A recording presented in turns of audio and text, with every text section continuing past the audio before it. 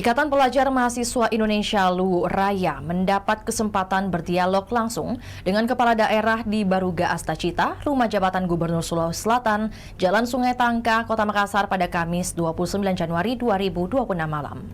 Pertemuan yang berlangsung sekitar 2 jam itu mempertemukan Ipmil Raya dengan Gubernur Sulawesi Selatan, Andi Sudirman Sulaiman, Wali Kota Palopo Naili Trisal, Bupati Luwu Utara Andi Abdullah Rahim, Bupati Luwu Timur Irwan Bahri, serta Bupati Luwu Patahudin. Namun, hasil pertemuan tersebut dinilai gagal oleh Ketua Pengurus Pusat Ipmil Luwu Yandi. Usai pertemuan, Yandi bersama sejumlah mahasiswa sempat menghadang Gubernur Andi Sudirman Sulaiman saat meninggalkan Baruga Astacita, tepatnya di belakang Masjid Rumah Jabatan Gubernur. Mediasi lanjutan yang coba dibangun pun tak membuahkan hasil sesuai harapan mahasiswa. Para pengurus Ipmil kemudian kembali ke Baruga Astacita. Mereka berdiri di atas panggung dan menyampaikan kekecewaan atas hasil dialog tersebut. Yandi menyebut tidak ada hasil konkret dari pertemuan dengan para kepala daerah. Padahal, dialog tersebut turut dihadiri sejumlah pejabat strategis. Di antaranya, Ketua DPRD Sulsel Andi Rahmatika Dewi, Pangdam 14 Hasanuddin Majen TNI Bangun Wanoko, serta Kapolda Sulsel Irjen Pol Juhandani Raharjo Puro.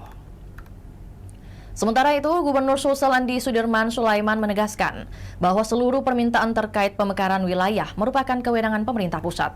Ia kembali mengangkat persoalan moratorium daerah otonomi baru yang hingga kini belum dicabut. Meski demikian, Andi Sudirman menyebut pemekaran wilayah tetap memungkinkan dilakukan meskipun moratorium masih berlaku. Menurutnya, pengecualian tersebut sepenuhnya berada di tangan pemerintah pusat. Sementara kewenangan pemerintah provinsi sangat terbatas dalam urusan pemekaran wilayah.